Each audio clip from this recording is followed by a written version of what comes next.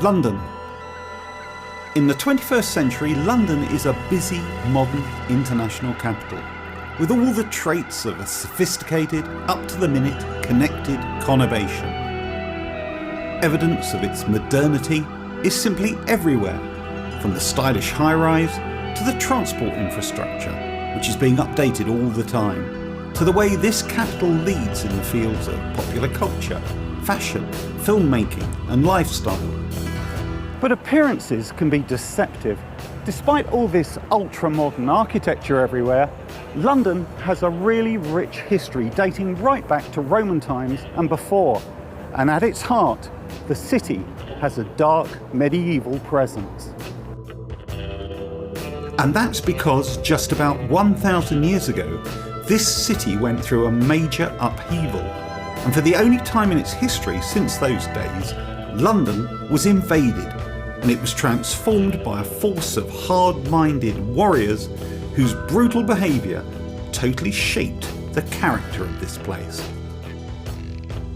The Norman invaders put their stamp on London and made sure that no one ever again was going to get away with what they had achieved.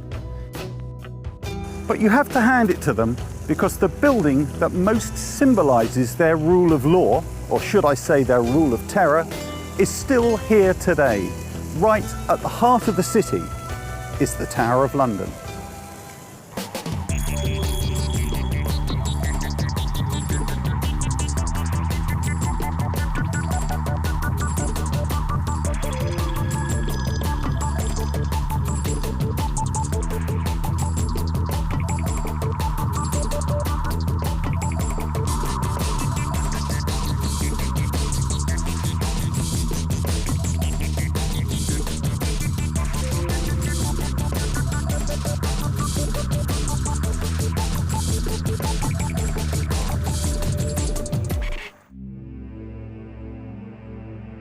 In the 16th century, kings and queens moved out of the tower and it became a grim prison for enemies of the kingdom. Rebels, rivals for the crown and spies, few left alive. Most were condemned to face the executioner. In the name of the state, barbaric acts and slayings were carried out in the shadow of the tower's walls. Common criminals were hanged, but these were not quick kills. Despite the horror of hanging, beheading was not that much better.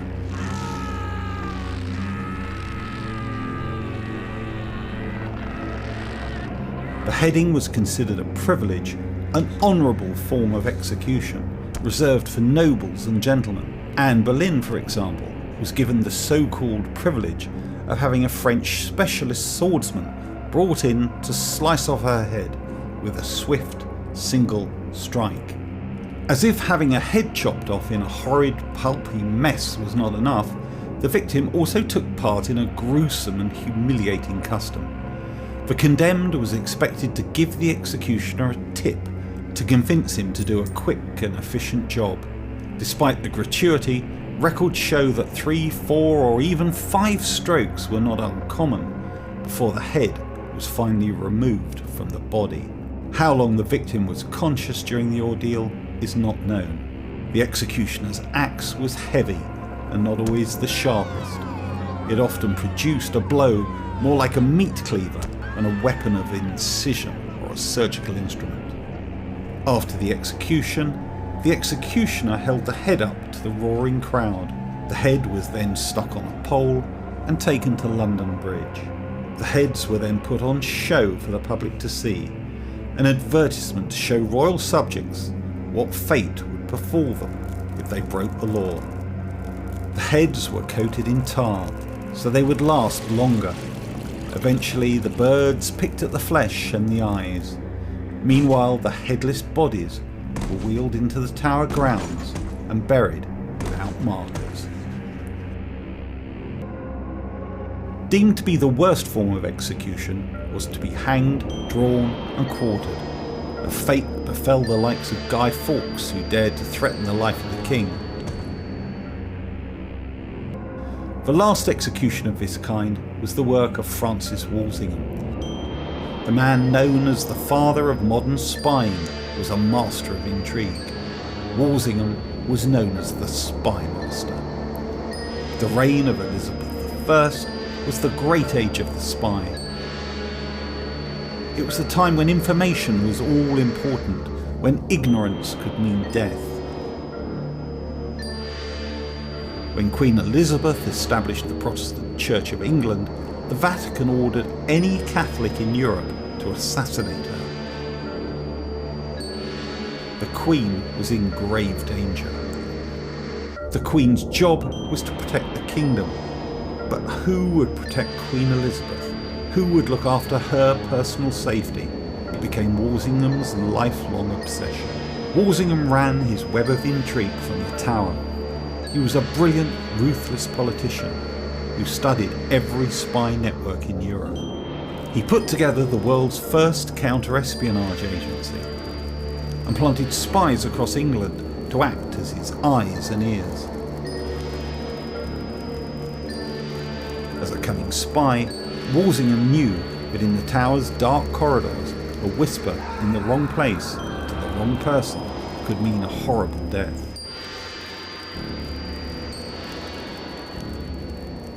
Protestant Elizabeth feared the return of Catholic rule, led by her cousin Mary Stuart, the Queen of Scotland.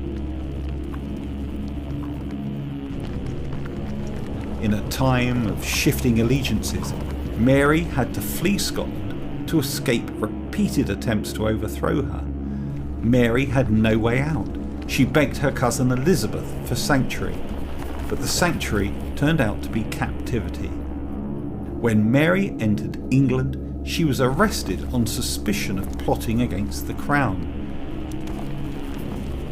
Mary was kept under house arrest and moved from place to place to keep her out of touch from her Catholic supporters. Despite Mary's arrest, Walsingham was not satisfied.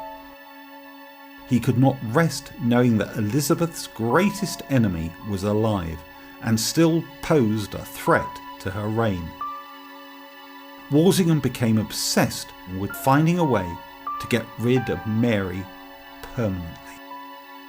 Walsingham had a simple solution. Mary must be executed.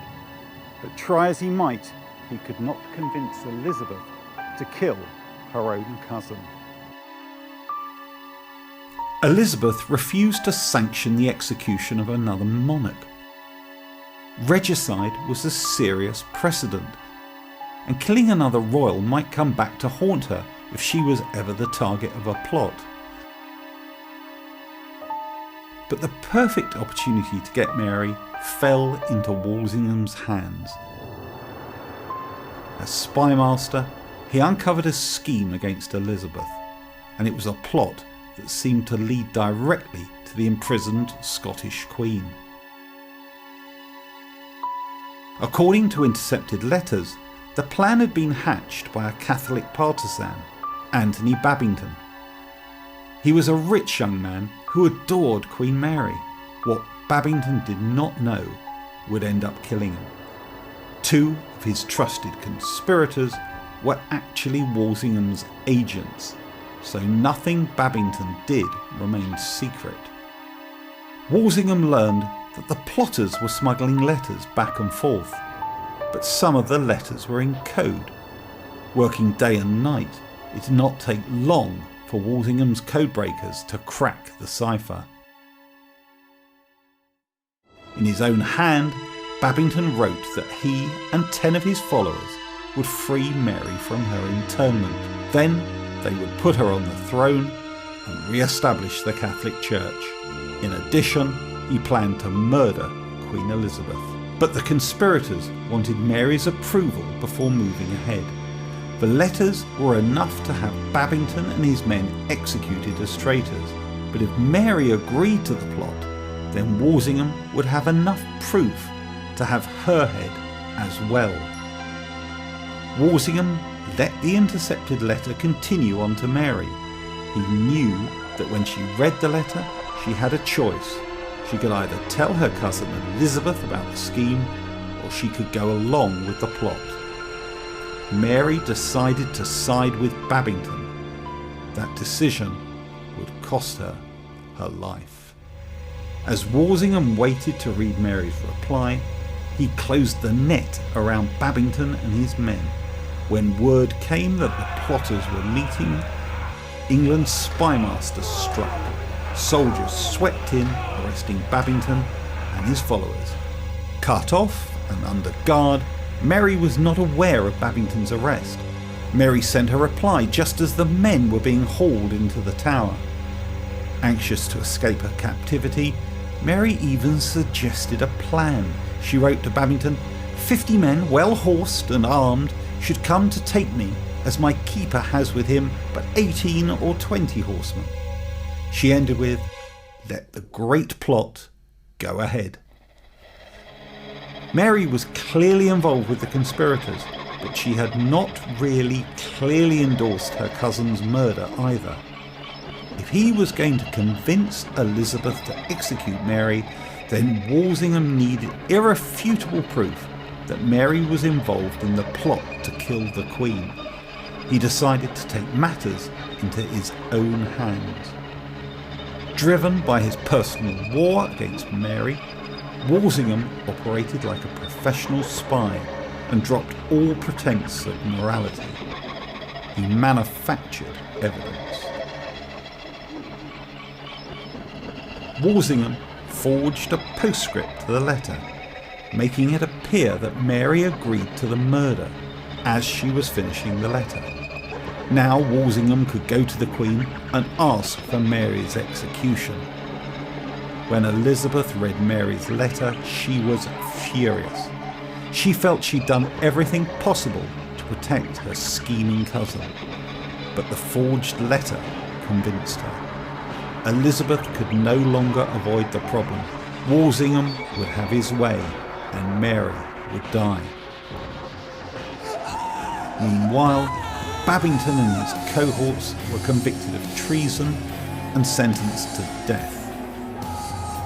In accordance with tradition, the Queen signed an order of execution that prescribed the manner of execution. For this crime, there was no punishment heinous enough.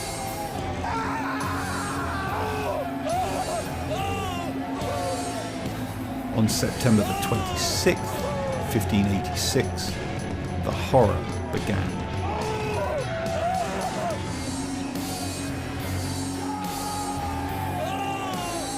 Babington and 6 of his companions were taken to the tower and then brought to the execution. One after another they were hanged, but only enough to make them unconscious. Then they were cut down and revived. As the dazed victims watched with horror, they were disemboweled and their intestines thrown into a fire. The victims were kept alive long enough to watch the whole grisly spectacle.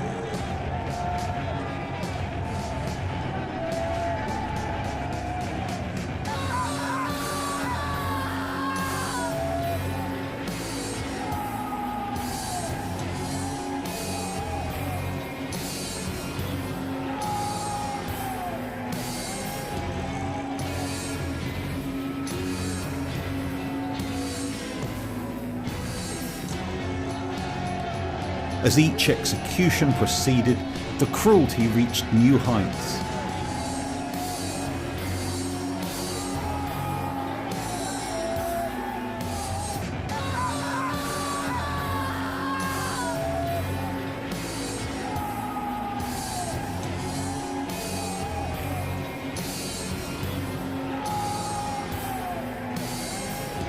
As their lives ebbed away, the victims' bodies were hacked to pieces like chunks of meat. The remaining conspirators were forced to watch as their friends were being butchered. They had a graphic preview of what was awaiting them.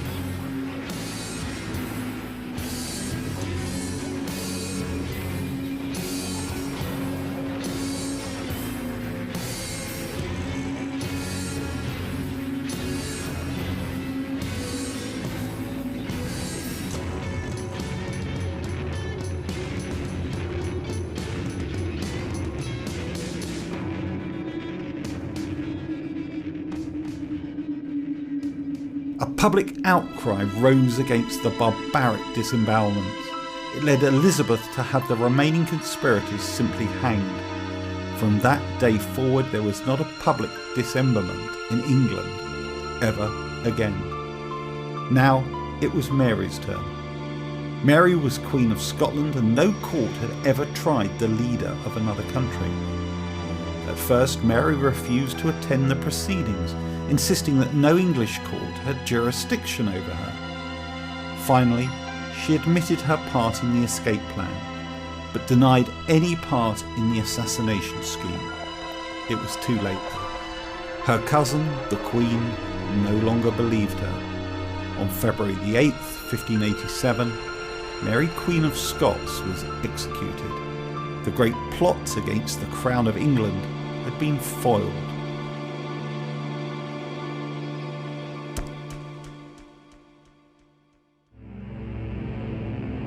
The great spymaster, Walsingham, had won the deadly game of cat and mouse.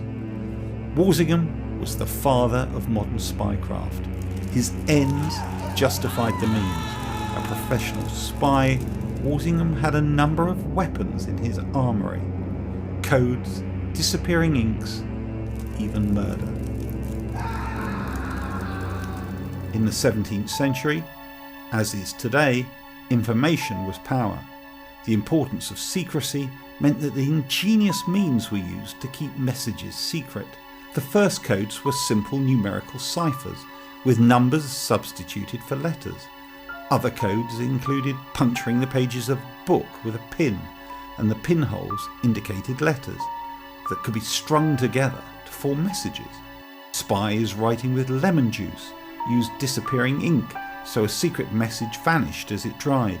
To read it, the page would be heated over a candle flame, and then the message would reappear. This disappearing ink was still being used 300 years later. One of the most ingenious and simple medieval spy codes was made by wrapping a strip of cloth or parchment around a cylinder, often something like a rolling pin or broom handle. The message was then written on the cylinder and unwrapped.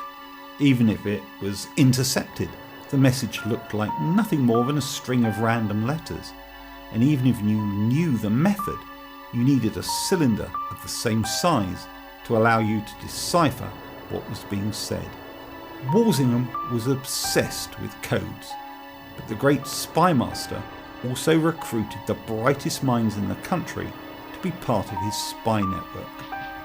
Christopher Marlowe, the poet and playwright, also had a secret life as one of Walsingham's spies. His secret life and clandestine activities cut short his life and legacy as a writer. Marlowe's unsavoury friends and strange habits led him into danger. On March the 30th, 1593, he went on a drinking spree with two other spies who had been implicated in the Babington plot. No one knows exactly what happened that night, but before it was over, the 29-year-old Marlowe had his throat slashed. He was bleeding to death. Some say Marlowe knew too much and was assassinated. Others that it was an argument over a lover. No arrests were ever made, and his death remains one of the period's greatest mysteries. Now his statue stands in Canterbury, beside the theatre that bears his name. But Marlowe the spy and great playwright carried the secret of his murder to the grave. Control of London is almost everything to every English government. If you lose control of London, as Charles I did, then you're in serious trouble. And to control London, you really need to have the Tower in secure hands. And at one point, at the end of 1641 and early 1642, Charles I did have a nominee as lieutenant. But Parliament secured his removal and a more sympathetic lieutenant was put in. And from that point, because the Tower and London were both under parliamentary control, Charles found it very difficult. The Tower was captured in 1381 during the Peasants' Revolt, and it's not entirely clear why, because the King, Richard II, and his entourage were in the Tower But the king went out to Smithfield to negotiate with the rebels, and for some reason the tower wasn't secured behind him. And so the peasants got in and absolutely ransacked the royal apartments and the rest of the buildings. But it makes the point that a stronghold is only as secure as the garrison's loyalty, or the loyalty and control of its senior officers. When that is removed, it lacks that security which you assume it must have. When Edward I campaigned in Scotland at the very beginning of the 14th century, in 1303, his jewels were deposited in Westminster Abbey. But some of them started turning up in the city in the hands of jewellers and people who produced fine things. And the suspicion was raised. And sure enough, when the contents of the abbey were examined, many of them meted out by the tower to most spies. One undercover agent, who was both a rebel and a spy, ended up being the toast of London. He was the only American to be held captive in the tower. Most spies wasted away in the tower's dank cells waiting for execution. But one spy, the only American to ever be imprisoned in the fortress, lived the high life while there.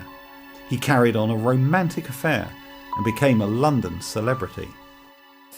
1780, and the American War of Independence was in full fury. Henry Lawrence, a former president of the American Continental Congress, was on a secret and deadly mission. The journey was soon to end in disaster.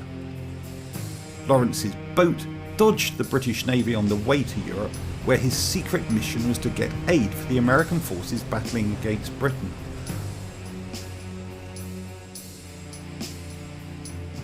Clinging to the North American coast as long as possible, Lawrence's tiny ship emerged from the protection of a fog bank, only to confront a massive British man-o'-war bearing down on their ship.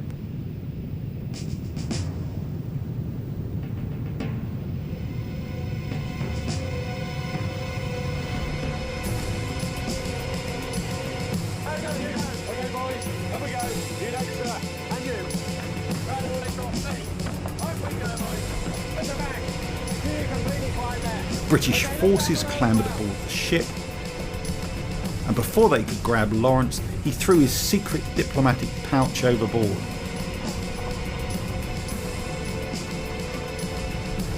But a sharp-eyed English sailor spotted the pouch floating by the boat, and once retrieved, the contents spilled out the details of his mission. He was headed to Holland to elicit support for the colony in their war against the British. That was all the evidence needed to condemn him. Henry Lawrence was arrested and charged as a spy and a traitor. Aware of his political importance, there was no public trial though, and Lawrence was thrown into a cell at the Tower, where he was interrogated for weeks on end. He maintained that he was an ambassador and entitled to diplomatic immunity. Lawrence refused to answer questions, but the contents of the pouch revealed everything, and he had no answer.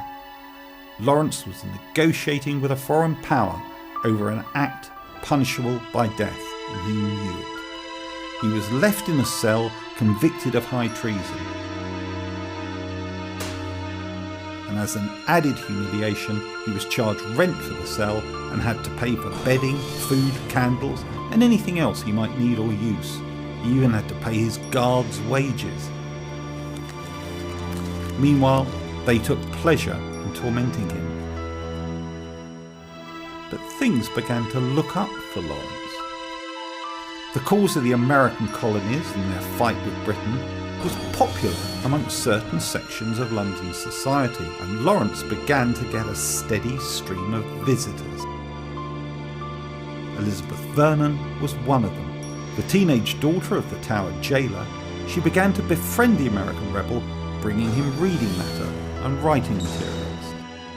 Elizabeth sympathised with Lawrence's work for American freedom. She arranged a contact for him with London newspapers that supported the American revolutionaries. From his cell, Lawrence began to write a series of letters and articles furthering the cause of the colonies. He needed a way of making sure the letters were not destroyed by the prison guards and got to their addresses without being changed. Elizabeth became a willing accomplice and helped Lawrence, acting as a go-between while hiding letters in her underwear.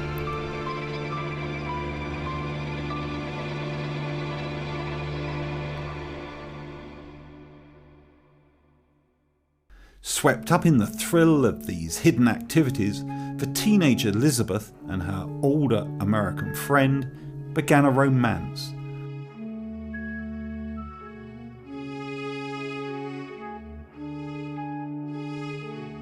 And word spread throughout London about the famous colonial rebel in the Tower. Soon all sorts of extraordinary and exotic visitors joined Elizabeth in visiting Lawrence, as the glitterati of London took up his cause. A parade of the fashionable flocked to the Tower, bringing wine, food and news from the colonies. Perhaps the most celebrated visitor was Selina, the Countess of Huntingdon, and her flamboyant lover, the Lady Anne Erskine. 15 months after Lawrence was thrown into the confines of the Tower, the British surrendered to the American forces of George Washington. America had won the war and a new nation was born. Henry Lawrence was released on parole, and he began to make preparation to return to the other side of the Atlantic and the newly independent United States. But just as he was about to depart, Lawrence received a letter from Benjamin Franklin that ordered him to join the diplomatic party in Paris that had arrived to negotiate the peace treaty between America and England. From being a traitor and in danger of facing execution at the Tower of London, Lawrence was now helping to dictate the terms of victory to the British government. The peace treaty was signed, but then fate intervened again to keep Lawrence in London. He was appointed the first American ambassador to Britain. The former spy was now welcomed at the court of St James's. He then spent a further 18 months in England, during which time he frequently visited his old cell and, more importantly, Elizabeth. But then, with his job done, he left for the States. Left Elizabeth behind and returned to his wife and family in America. When Lawrence died 6 years later, he left Elizabeth a substantial legacy, proof that he had remembered her love and extraordinary courage in supporting him in his darkest time. Lawrence had been too well known for the Crown to execute, but in another celebrated case, the privilege of a British diplomat with a title was not enough to save him from the hangman at the Tower of London. Sir Roger Casement was a man who lived 3 lives. A respected diplomat who earned a knighthood, he became a spy and a traitor to his country. But his double life had a deeper secret and another existence. A sex scandal led to tragic disgrace and death. Casement was a consul with over 20 years' service in the British Foreign Office. With a flawless record and staunch morality, Casement had been selected to investigate reports of human rights abuses in the Belgian Congo and Peru. One of the most respected members of the Foreign Service, he was given the rare honour of a knighthood. In the end, he would become the first person in 300 years to be stripped of the title. As a native of Ireland, Casement was concerned about the welfare of Irish people. When he retired as a British diplomat, he devoted himself to the Irish cause and Home Rule. In the early 1900s, the question of Home Rule was a hot political potato. Turmoil and violence shook Ireland. Distracted by the eruption of World War I in 1914, Britain delayed settling the Irish issue. But in Ireland, the struggle continued. While thousands of men volunteered for the British Armed Forces, their country tore itself apart with strikes and riots. Loyalty was divided between duty to king and country and the desire for political freedom. Casement stepped into the fray to support the Irish, and in a bold and foolhardy move, Casement decided that Ireland should use the World War as an opportunity to break away from Britain. He went as far as calling for Ireland to seek German support. The British saw it as a treacherous stab in the back. Casement went to the USA to try and raise money and support to drive the British out of Ireland. When war in Europe broke out, Casement met with the German military attaché in Washington. Arrangements were made for Casement to travel to Germany to meet with high-ranking military officials. In Germany, Casement laid out plans for a German-Irish alliance against the British. He asked for 200,000 rifles for the rebel army and an invasion force of 50,000 German troops to back the revolution. The Germans were happy to foment an Irish revolution in Britain's backyard, hoping to weaken them and draw British forces away from the battlefield where they were fighting Germans. The Germans also allowed Casement to visit prisoner of war camps and recruit the fighting unit from the thousands of Irish prisoners. But Casement's speech found no support. Even the Irish who wanted a free Ireland had no intention of helping the hated Germans. After 10 months of trying, Casement had only 55 volunteers. Nevertheless, the Germans finally agreed to supply the Irish rebels with 20,000 more or less obsolete rifles and 1 million rounds of ammunition. Plans were made. A freighter was to carry the arms to Ireland by steamer. Casement would be taken by submarine to meet it. Revolutionaries in Ireland would start the uprising against British rule with a surprise attack on Easter Sunday. But Roger Casement knew that the plan needed outside help for the Irish to throw off the British. He believed he had to get word to his comrades in Ireland to stop the planned uprising on the Easter Sunday, as without the German force, it was doomed. Without their support, there would be a bloodbath, and the Irish rebels would be destroyed. He had to get word to them to stop the uprising or face the inevitability of a massacre. Time was running out. Good Friday 1916, and a German U-boat deposited Roger Casement just off the Irish coast. He had just 2 days to stop the Irish plan for an uprising against the British. He knew it would end in disaster, and he was waiting for a shipment of arms to help the rebels. Unknown to Casement though, the freighter carrying the arms had been intercepted. British intelligence was actually aware of the entire plot. 6 hours later, local police found Sir Roger Casement huddled on the beach against the cold and the rain. Because of the war and political unrest, he was subjected to a routine search. Casement turned out to be a less than canny operator. In his pockets, the police found a ticket stub for a German train, the name of the ship delivering the weapons, and a cargo manifest for 20,000 rifles. He was arrested and charged with treason. Easter morning 1916 found Casement locked in the Tower of London and Ireland in a state of siege. 1,000 rebels stormed Dublin's port and main post office. The government declared martial law, the British military moved in, and in the ensuing battles 200 civilians and 130 British soldiers and police were killed. Sir Roger Casement, the honoured civil servant, was now the most hated and reviled man in Britain. When questioned by Scotland Yard, Casement denied that he was a traitor. He declared that loyalty was a sentiment, not a law. In his mind, having no sentiment for Britain meant that his actions could not be seen as criminal. What came next, though, was a twist that stunned everyone. Sir Roger Casement's other hidden life was uncovered.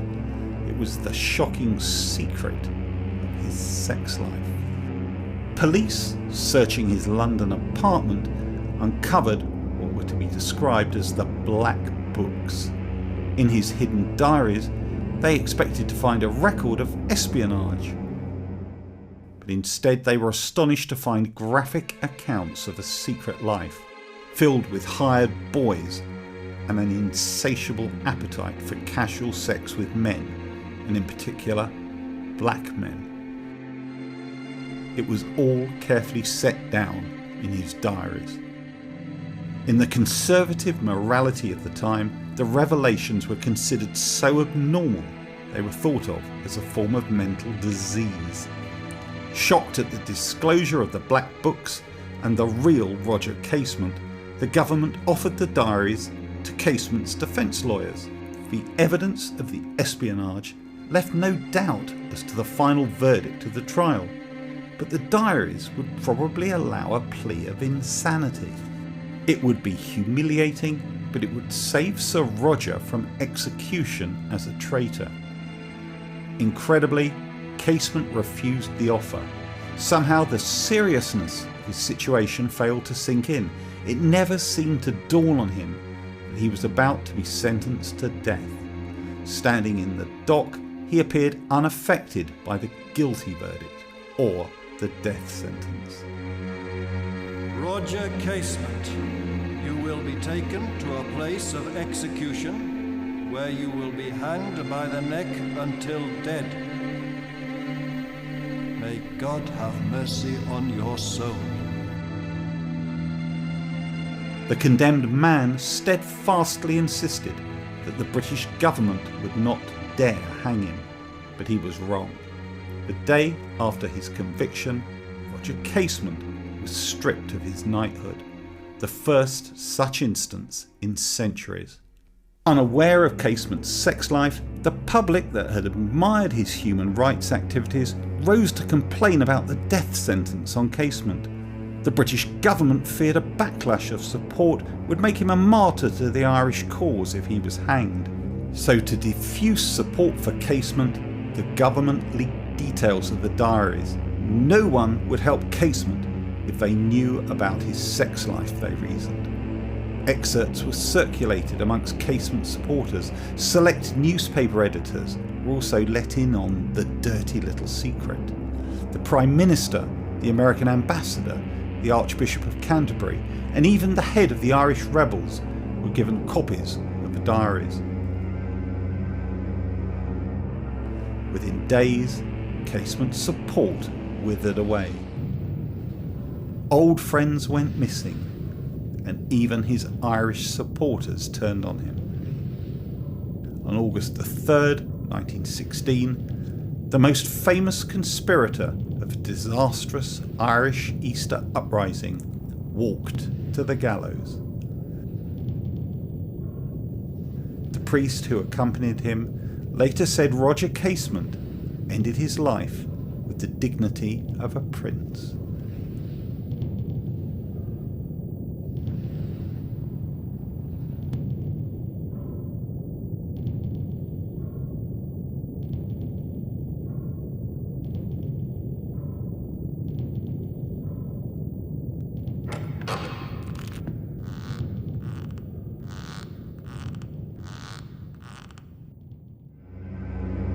Again, the fortress walls stood as witness to centuries of cruelty and torture, deadly intrigue and conspiracy. The tower really represents English history, and that's the way that it's seen. The Norman conquest was a major change, at least in terms of the senior figures, the aristocracy, the church and so on, not just the ruling family. And that is the beginning of English history, medieval history. And yet the tower has continued through all the dynasties, through all the wars and through all the changes. And it is still there, and it is recognisably the same group of buildings as when it was first illustrated. There's a drawing from the mid-15th century, and the White Tower is clearly represented. So it's the continuity, it's the association with the English state and the association with the English royal line, I think, which draws such great attention. But it is well worth seeing. I think anyone who comes to London and doesn't see the tower really has deprived themselves of a treat. The stones have stood for almost 1,000 years, and the story goes that if you listen carefully, then you can hear the tales of heroes and villains, men's folly and man's wisdom, all from inside the Tower of London.